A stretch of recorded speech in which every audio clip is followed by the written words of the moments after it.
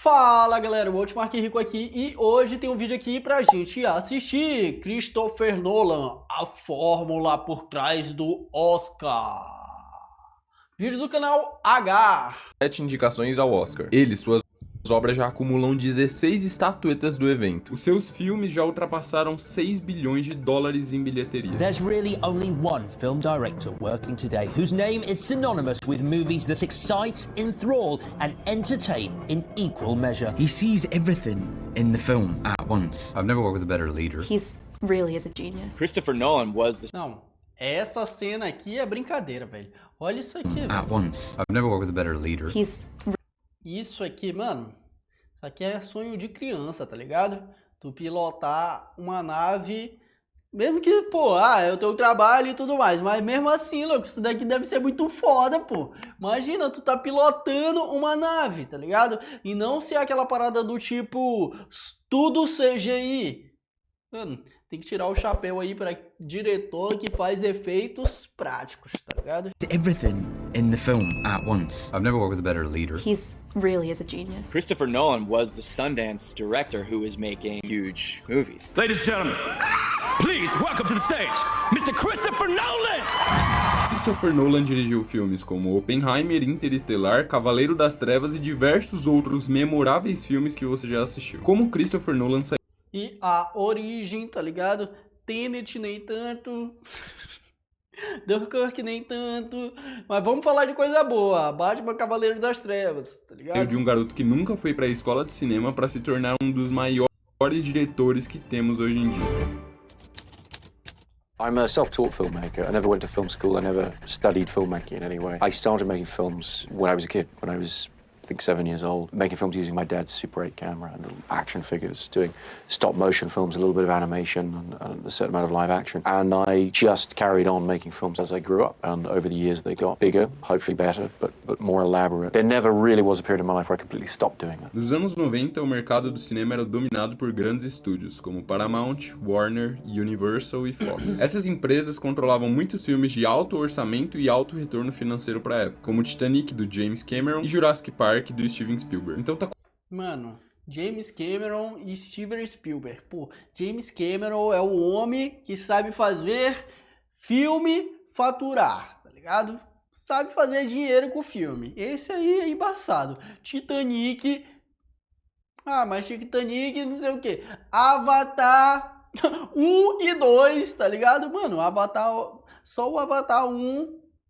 Recorde de bilheteria. Avatar 2 também, tá ligado? Então o cara sabe fazer grana. E o Steven Spielberg é um diretor mais voltado pra algo mágico, tá ligado? Pô, Steven Spielberg é tipo assim, eu gosto pra caramba dos filmes porque me dá uma sensação de voltar a ser criança, tá ligado? É porque também muitos dos filmes dele eu assistia quando eu era criança. Pô, Jurassic Park, nessa cena aqui, que eu acho que a doutora, ela tira o óculos, e aí tu, quando é criança, tá assistindo tudo aquilo, a música vai subindo, e ela olha esse dinossauro gigantesco, tu fala, caralho, meu irmão, isso aqui é magia, tá ligado? Isso aqui é muito foda, tá ligado? Aquela cena também do ET, a galera de caminhadinho de bicicleta, e o ET sobe assim, pô, isso ali é cinema, pra mim isso ali é cinema, tá ligado? Começando do zero de forma completamente dependente nesse mercado não era nada fácil. Foi nessa época também que o Tarantino lança um dos seus primeiros filmes a fazer certo sucesso, que foi O Cães de Aluguel. Um outro diretor que também não foi pra nenhuma escola de cinema. I've never went to film school. That's my training. Eventually, at a certain point, I realized I didn't just want to be in movies. I wanted to make movies. Mas até então, isso poderia ser levado como uma pequena exceção na época. Então, para pequenos cineastas como Nolan, que não passou por nenhuma escola tradicional de cinema, entrar nesse mercado fechado e muito competitivo exigia muito mais do que apenas os fundamentos da sétima arte. Inovação e persistência eram coisas que precisavam fazer parte do cotidiano dele se ele quisesse dar certo em Hollywood. No início de tudo, um dos maiores desafios que ele enfrentou era a falta de recursos financeiros e o acesso limitado à indústria americana de filmes, já que ele era do Reino Unido. Foi aí que ele colocou em prática tudo que ele sabia e começou a produzir curtas-metragens de muito baixo orçamento, como Tarantella e Doodlebug, utilizando o que tinha e com a ajuda de alguns amigos e parentes. Todas essas experiências iniciais foram cruciais para ajudar Nolan a desenvolver habilidades que ele utiliza até hoje, que mais tarde se tornaria uma marca registrada no cinema. Até que em 98, ele fez seu primeiro longa-metragem, Following, um filme de 70 minutos que foi feito com um orçamento de aproximadamente 3 mil libras. I wrote Following at a time when I was living in the middle of London. É porque nessa época aí, hoje em dia, já é um absurdo tu pegar aí um vídeo muito bem feito de 30 milhões de dólares. Imagina naquela época, 1 milhão de dólares, quanto não valia, tá ligado? Então, porra, velho. 3 mil libras. I wrote Following at a time when I was living in the middle of London, much like the protagonist, and was amazed how crowded that city is. You walk on the streets and you're just surrounded by people. And I became interested in the idea of what happens if a character were to decide to break down the normal protocols that exist between people. What if he were to just choose somebody at random from the crowd and start investigating their life for no reason other than an arbitrary interest in people. I was interested in the sense of violation that accompanied finding your door broken down and realizing that the door was never really keeping anybody out. What was keeping people out was the respect we have for each other's individuality. Dá pra realmente ver que é uma produção de baixo orçamento, tá ligado? Following foi rodado em preto e branco e teve várias gambiarras para fazer com que o custo fosse reduzido o máximo possível. We had to shoot the film really doing everything on a first or second take. So they had to be extremely well prepared, and we'd rehearsed every scene of the film like a stage play, so we could go into a location and just get a scene done. As gravações foram feitas ao longo de um ano, na maior parte das vezes aos fins de semana. Nolan aproveitava para gravar em lugares reais, nada de cenário e com a luz natural mesmo. Assim reduzia muito o custo de produção. I think what Following represents is kind of the... Mano, como evoluiu, né, velho? Daquela época pra hoje em dia. Porque, por exemplo, hoje em dia eu tô gravando aqui, no estúdio aqui em casa, só que, pô, tem uma softbox aqui, tá ligado? Tem um bastão de LED, só que, pô, naquela época, é 1900 e quanto aqui? O cara não tinha nem uma estrutura dessa, e olha só, ele virou um roteirista, tá ligado? Ganhou Oscar! Porra, velho! Mano... Agora veio aqui na minha cabeça aqui, que também faz uns roteiros muito fodas e é criador de conteúdo, é o Vini Blogger, tá ligado? The peak of what I was able to do on my own or just with friends, just using our own resources and borrowing equipment and sort of using the things around us to make a film. I like to think that we were able to do something that was strong personal connection to who we all were at the time when we made it. 3 anos depois, Christopher Nolan continua a explorar narrativas que não são tão comuns assim, e lançando Memento, Amnésia. Esse filme aqui eu ainda não assisti, velho, mas já peguei alguns spoilers aí, infelizmente, tá ligado? o seu segundo filme de longa duração, Memento.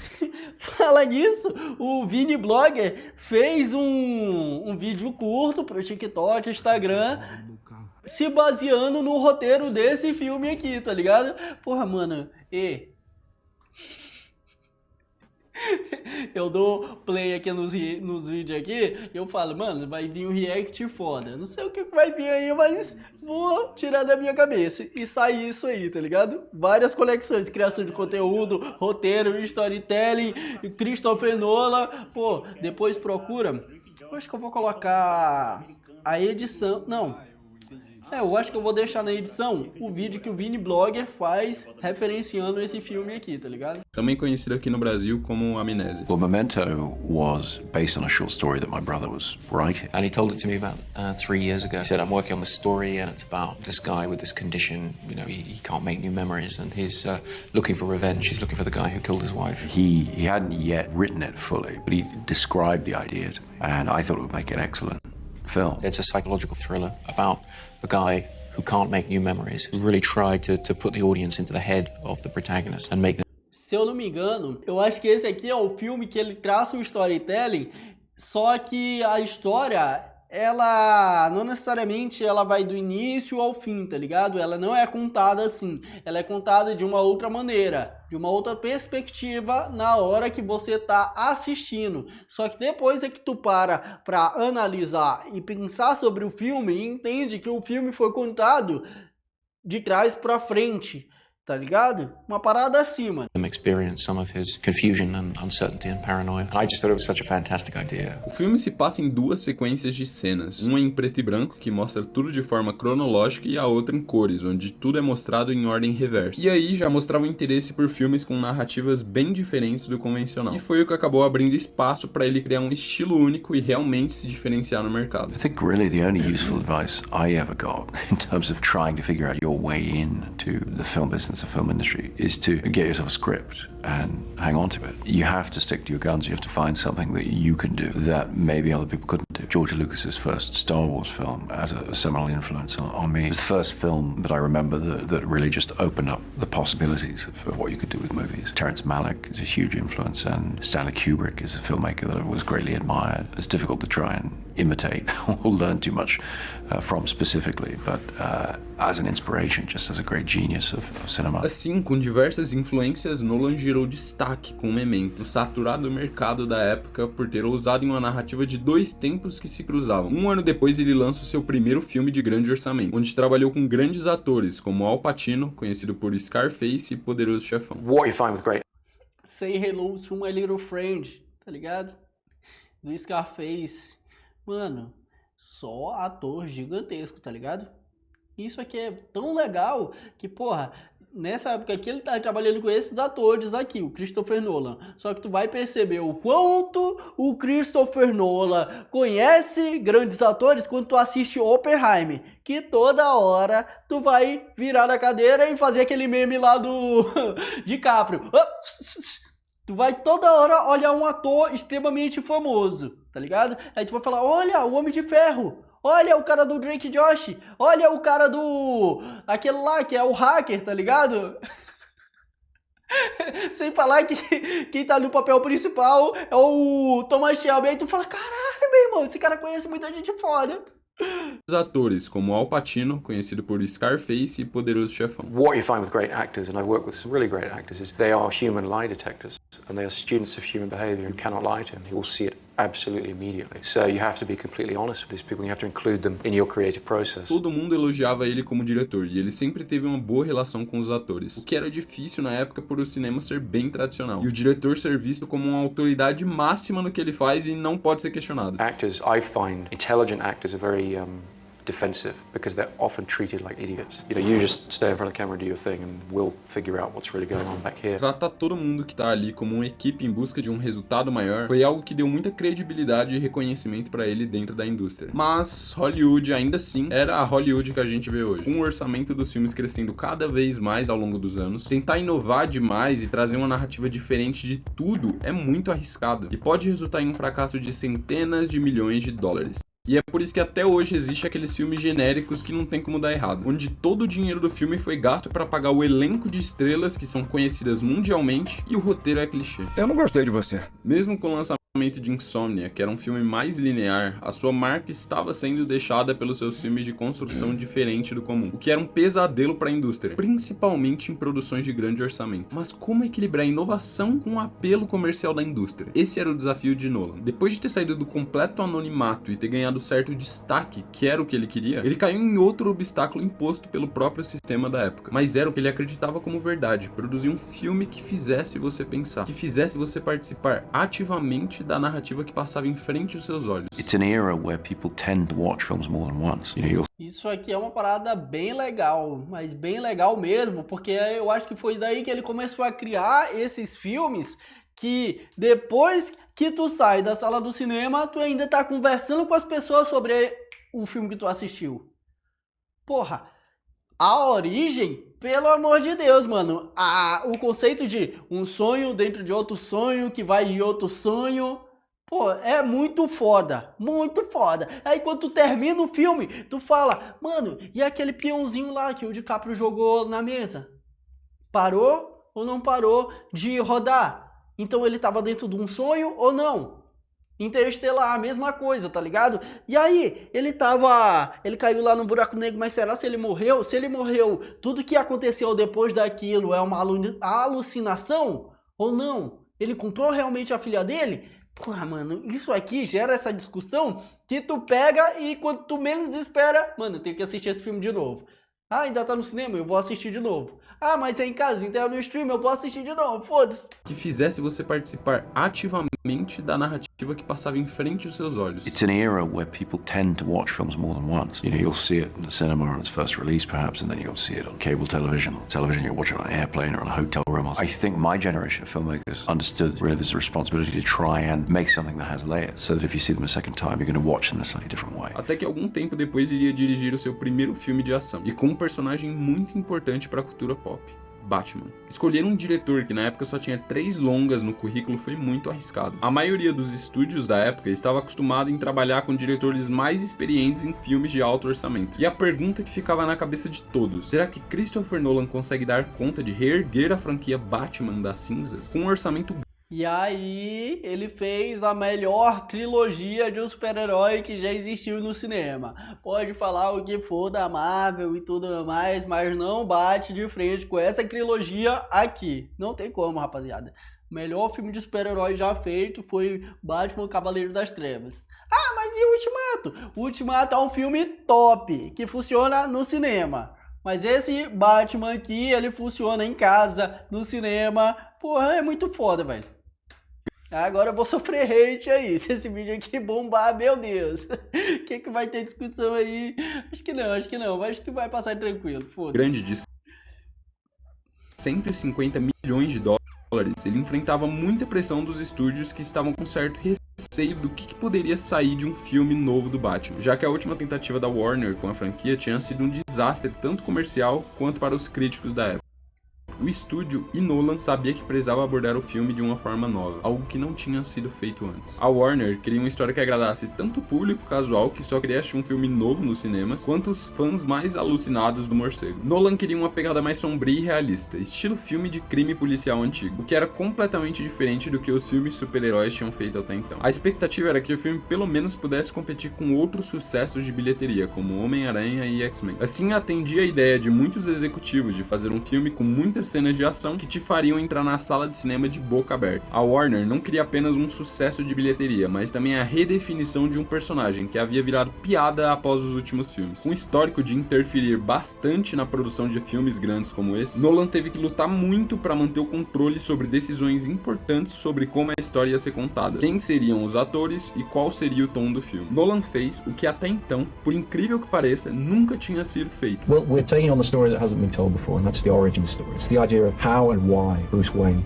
becomes Batman. Assim surge Batman Begins. A ideia, então, até aquele momento, era convencer os executivos de que o seu estilo de fazer filmes também funcionava em grandes produções. Para Batman Begins, Christopher Nolan usou uma forma mais realista de contar a história, inspirada em obras como Batman Ano 1, de Frank Miller, e filmes de espionagem como 007. Isso ajudava ele a mostrar para o estúdio que ele tinha um plano claro do que ele ia fazer para redefinir o que seria Batman nos cinemas. A Warner, então, contrata David Goyer para coescrever o roteiro junto de Nolan, pois já tinha trabalhado em obras de sucesso da época, como O Corvo e Blade, o que ajudou bastante a trazer uma pegada mais comercial, que era o que a Warner buscava, mas sem perder os traços que Nolan queria pro filme. Tudo estava caminhando para um novo começo da franquia Batman nos cinemas. Os executivos estavam à espera de uma resposta do público. Será que a ideia de mudar toda a dinâmica de como a história do morcego vai ser contada vai dar certo? Nolan reinventou o gênero de super... Não, aí ele só fez o melhor filme de super-herói que já foi feito, tá ligado?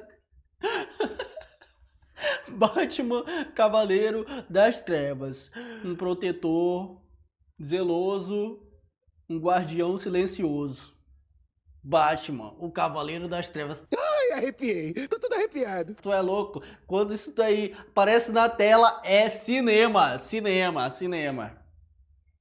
Heróis com Batman Begins influenciou muitos diretores futuros a fazer algo parecido. Diferente das adaptações anteriores, esse filme trouxe uma visão menos fantasiosa e infantil do que era o Batman, e te fez sentir o peso do que é andar pelas escuras ruas de Gotham. Influências claras de filmes como Blade Runner e 007 contra Goldfinger, que era visto como arriscado, agora era um fator inovador. Dedicar grande parte do filme em mostrar a jornada de Bruce Wayne até ele se tornar o Batman era loucura, mas foi isso que o tornou único e nunca visto antes. O filme arrecadou arrecadou 373 milhões de dólares por todo o mundo e trouxe a confiança que Nolan precisava para fazer projetos ainda mais ambiciosos. Na sequência, que até hoje é considerado por muitos o melhor filme de super-heróis já feito, O Cavaleiro das Trevas mudou completamente como a indústria via esse tipo de filme que ainda não era tão explorado. Com uma origem muito bem definida no último filme, o foco agora era o confronto do Batman contra o Coringa, o que gerou uma das melhores performances que eu já vi em um filme Sabe como eu ganhei essas cicatrizes? Porra, velho. até hoje. A performance de Heath Ledger como Coringa foi marcada na história do cinema pra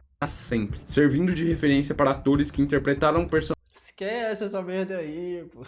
Esquece esse cara aí, pô. Pelo amor de Deus, pô. Personagem mais à frente, mas sem muito sucesso.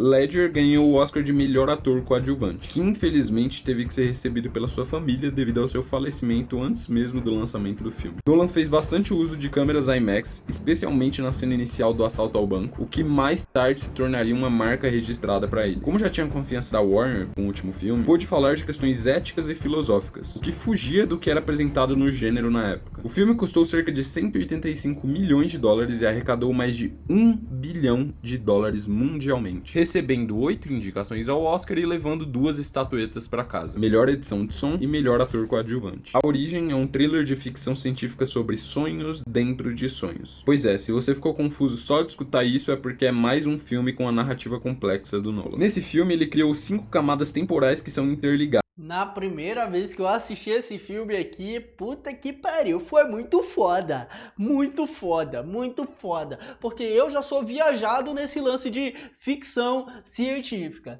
tá ligado? Mano, tem viagem no tempo, tem o lance voltando lá no passado, tem o lance de retrofuturismo, tem o lance de sonho, eu já fico louco já, pô.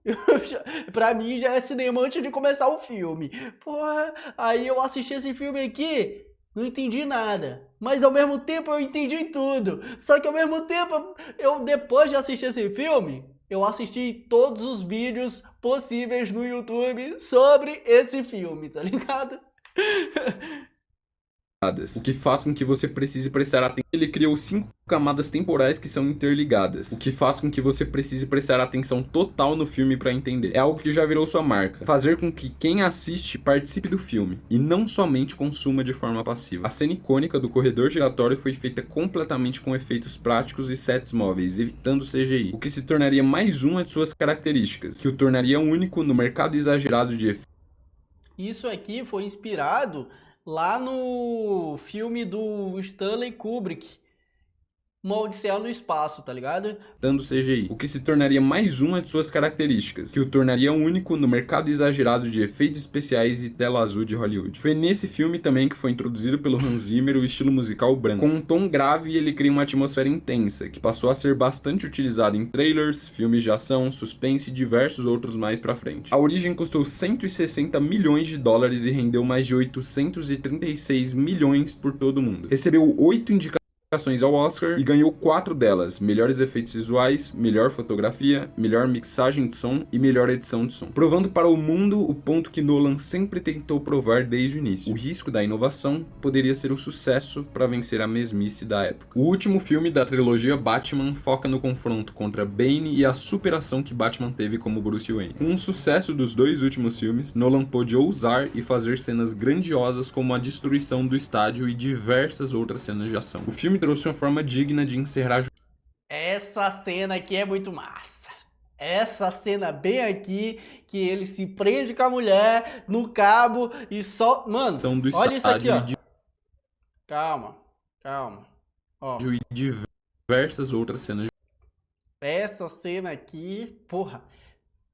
Mano, tá ligado? Que tu tá assistindo no cinema uma parada dessa aqui, tu consegue perceber que sim, são os atores fazendo bagulho lá e quase morrendo. Só tem essa cordinha aí pra segurar eles, que nem filme do Tom Cruise, que ele faz as cenas de ação ele mesmo, sem dublê. Não sei se aqui tinha dublê ou não, mas tu olha que, pô, é um avião realmente caindo e os caras estão segurando uma corda. Caralho, isso aqui é muito foda, pô. O filme trouxe uma forma digna de encerrar a jornada jornada de um personagem tão querido que antes estava completamente perdido, encerrando a trilogia do Cavaleiro das Trevas da melhor forma possível. O último filme da trilogia teve um custo de 250 milhões de dólares e teve um retorno que ultrapassou a marca de 1 bilhão de dólares e se tornou o maior sucesso de bilheteria entre os 3 filmes. Mesmo não recebendo nenhuma indicação ao Oscar, foi muito bem elogiado por encerrar a carreira do Homem-Morcego de forma épica. Um filme de ficção científica que explora o tema espacial, relações humanas, buracos de minhoca e relatividade do tempo. Nolan criou uma narrativa que fala sobre a busca de um novo lar para a humanidade, assim como em outros de seus filmes. Isso aqui tudo foi efeito prático. Não sei se a palavra certa é efeito prático, mas... fala sobre a... Mano, os caras fizeram realmente uma plantação de milho gigantesca, tá ligado? Pra gravar o filme. Porra, isso aqui é muito louco, velho. Busca de um novo lar para a humanidade. Assim como em outros de seus filmes, utilizou bastante de efeitos práticos, cenários reais e a trilha sonora absurda de Hans Zimmer. O filme teve um custo de 165 milhões de dólares e acabou arrecadando mais de 700 milhões em bilheteria. O filme foi extremamente elogiado pela sua ambição e narrativa complexa que foi abordada. No Oscar de 2015, Interestelar foi indicado a 5 categorias e venceu o prêmio de melhores efeitos visuais. Em 2017, mano, esse Interestelar, ele é muito baseado no filme Uma Odisseia no Espaço 2001, tá ligado? Filme do Stanley Kubrick, que é um astronauta buscando um novo lar para a Terra e uma inteligência artificial que acaba se rebelando contra eles e tudo mais. Pô, mano, se tu assistir... Tu provavelmente já assistiu Interestelar, mas tu pegar e agora assistir Uma Odisseia no Espaço, tu vai ver que tem muitas semelhanças entre um filme e outro, tá ligado? Só que Uma Odisseia no Espaço é um filme exageradamente lento, mas vale a pena, tá ligado? Vale muito a pena. Se tu gostou de Interestelar, muito provavelmente vai gostar de Uma Odisseia no Espaço. Nolan dirigiu um filme de guerra que mostra a evacuação de Dunkirk na Segunda Guerra Mundial. Como características de Nolan, o filme foi dividido em 3 linhas temporais paralelas: terra, mar e ar. Só que esse filme aqui não funcionou, porque a história é bastante simples, extremamente simples. Então não funcionou tão bem assim essa narrativa de querer contar essa história de uma perspectiva diferente do storytelling. Em vez de ser início, meio e fim, ele começou a colocar algumas cenas que eram no meio, algumas cenas que eram no fim, algumas cenas que eram no início, e aí no final tu entende como tudo se conecta, mas não faz tanto sentido porque a história é bastante simples, tá ligado? Muito, muito simples. Dessa vez, abusou ainda mais do uso das câmeras IMAX e gravou quase que todas as cenas com elas. Uso mínimo de CGI e foco principal nos efeitos práticos. O filme teve um custo perto dos 150 milhões de dólares e arrecadou mais de 500 milhões de dólares em bilheteria mundialmente. E é considerado por muitos uma das melhores obras de Nolan. Dunkirk foi indicado ao Oscar e venceu... Não é não. Porque a história é bastante simples. É o cara que quer fugir da ilha, que tá tendo mó tiroteio lá na Segunda Guerra Mundial, tá ligado? E aí, se eu não me engano, ele tem uma parte que ele tem que escapar, aí eles se escondem, aí depois eles têm que pegar um navio, aí um avião que tá vindo salvar eles acaba capotando, bagunçando. Avião capotando é foda. Então a história é bastante simples, tá ligado? 3 das 8 indicações: melhor edição, melhor mixagem de som e melhor edição de som. Tenet foi outro filme de Nolan que explorou o tempo, só que dessa vez de forma invertida. O que, assim como A Origem, te faz ter que acompanhar o filme ativamente para prestar atenção no que está acontecendo. As cenas foram filmadas de forma prática com a explosão de um avião real e diversos takes que foram totalmente coreografados. O filme custou mais de 200 milhões de dólares para ser feito e arrecadou mais de 300. Um outro filme que não funcionou tão bem assim foi esse Tenet, tá ligado? Não ficou assim... Ficou um pouco confuso o que ele queria passar e tudo mais.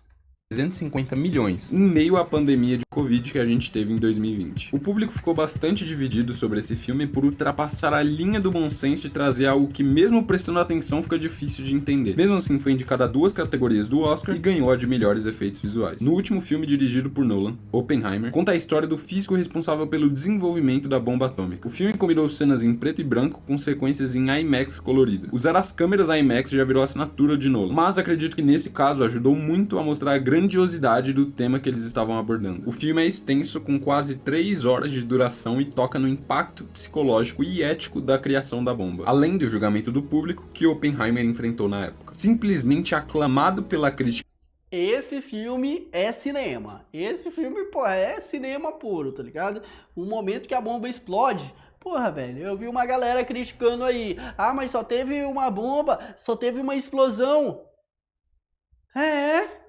Eles só testaram a bomba uma vez pra ver que funcionava, porra. O diretor resolveu colocar só o rosto do Oppenheimer sentindo o impacto daquilo que ele causou, tá ligado? Tu olha na expressão do cara que, porra, louco, ele criou uma parada que pode destruir o mundo completamente. Então, mano, o peso que tem no olhar dele nessa cena, não nessa aqui, mas na cena que ele tá vendo os impactos das mortes que ele causou com aquela criação, porra, tu é louco, meu amigo. Que todo mundo concorda com isso. O custo de produção fica entre 100 e 180 milhões de dólares e arrecadou quase $1 bilhão em bilheteria em todo o planeta, batendo recordes e se tornando a biografia de maior bilheteria de todos os tempos. No Oscar de 2024, Oppenheimer foi indicado a 13 categorias, o que é mais da metade de todas as categorias do evento, e venceu 7 das 13 indicações: melhor filme, melhor diretor, melhor ator coadjuvante, melhor edição, melhor fotografia e melhor trilha sonora original. Com 47 indicações ao Oscar, 16 vencidos e mais de $6 bilhões em bilheteria. Christopher Nolan se tornou um dos maiores diretores de todos os tempos, sem nunca ter se formado em uma escola de cinema. E acredito que isso foi muito relevante. Talvez se ele tivesse ido, não teria essa visão tão fora do mercado tradicional que ele vivia na época. Show de bola, rapaziada. Vídeo excelente. Galera, se vocês ainda não conheciam esse canal que nem eu, pô, se inscreve lá. Vídeo do canal H. Galera, eu tô com o projeto aí de atingir 10 mil inscritos antes do final do ano. Então, se você gostou desse react, pô, se inscreve no canal, deixa aquele like monstro. Eu sou o Hotmark Rico e espero que você tenha gostado.